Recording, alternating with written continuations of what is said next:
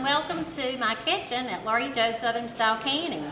And today we are filming actually at Laurie Jo's Southern Style Canning in Norman Park. So you're going to probably be hearing lots of different kind of noises in the background, and that's because there's actually work going on here. It's real work. It's a real work day. So welcome to our real kitchen. And it's springtime. Easter's in the air. The flowers are blooming, the bees are budding, the pollen's falling. Yuck, nobody likes that nasty pollen. But that just means that it's time of growth, times of new things. And today we're going to talk about a new recipe. And it is a baked potato casserole. And the fun part about it is it's made with Laurie Jo's dill pickles. And so we're going to go right ahead and put this together. I've already boiled four baked potatoes. They're not baked potatoes, they're 4 potatoes that I have boiled. And if you notice, one thing different about my potatoes that might differ from your potatoes when you boil them, and that is that I have left the skin on them. The skin on the potatoes, that's where your nutrients come from. So anytime that I'm using potatoes, I always leave the skin on them. If I'm fixing French fries, bacon potatoes, anything, I always leave the skin on them. So I have just cut up 4 russet potatoes here, boiled them, and drained them. To that, I'm going to add a cup of mayonnaise. And don't worry about trying to keep up and writing this recipe down, because you will be able to find it on my YouTube channel and on Facebook and Instagram. Adding a tablespoon of mustard, half a cup of sour cream. This recipe's got lots of good things in it. Now this next ingredient, I cheat a little bit. Anytime something calls for milk, I like to use half and half. That just makes it a little better. So that's a cup of half and half. We got a half teaspoon of salt, half teaspoon of black pepper, teaspoon of celery salt, and 3 tablespoons of the vinegar, actually the juice from the dill pickles. And then I'm going to use, the recipe called for 6 pieces of fresh bacon that has been cooked, and I baked this in the oven. So I'm going to use about half of it now, and we'll use the other half in a minute for our topping. And half a cup of green onion. And I'm going to go ahead and give that a stir. And just going to mix this up. And really what you're making is your potato salad that you normally make, but this one is going to be a baked potato salad. So you see it's a little bit juicy, but when we add this cheese, that's going to absorb. And we're going to add, it calls for 2 cups of cheese. And if you notice, my cheese is grated. I really don't like to use the already grated. And I prefer the sharp cheddar.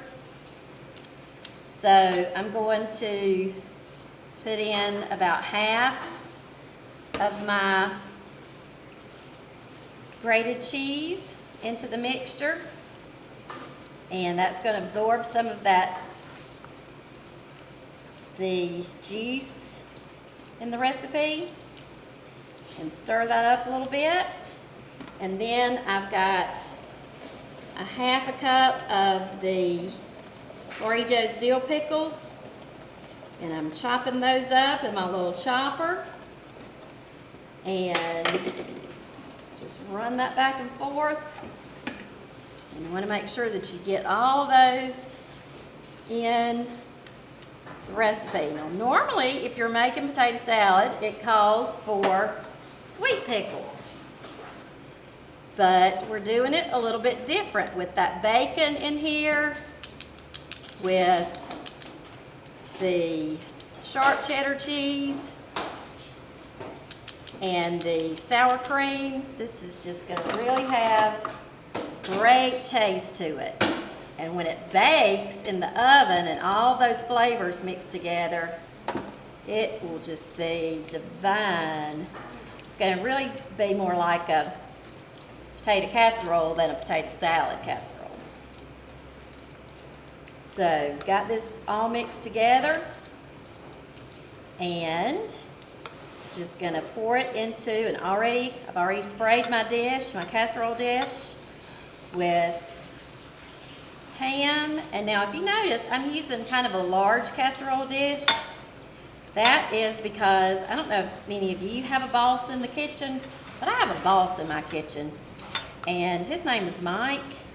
I don't know why the name on this building isn't called Mike's Southern Style Canning, but I guess I just got to the name before he did. But he always says, make sure you use a big pan, make sure you use a big pan. He likes for it to be a thin layer instead of a thick layer, so that it cooks a little more thinly and it's not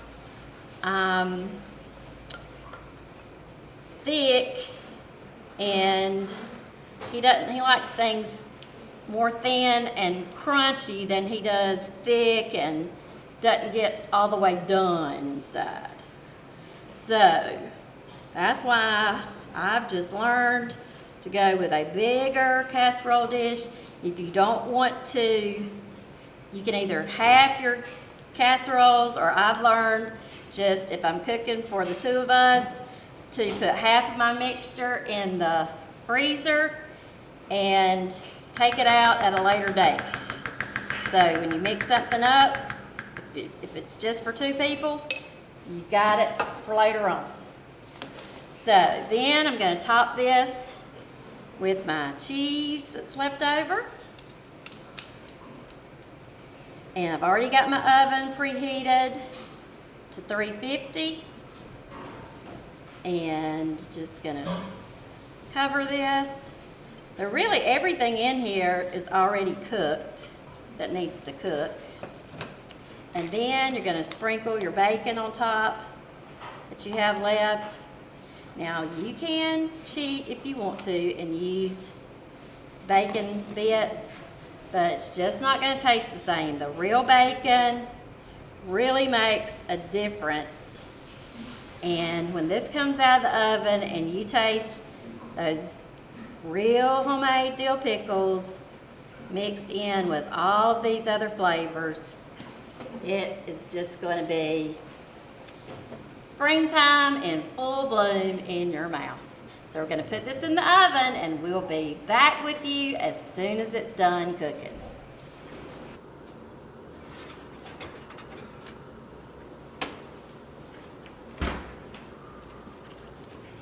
And as you can see, this is just bubbling with cheese, bacon. It smells and looks delicious. So our crew is breaking for lunch right now, and they are going to be ready to dive into this.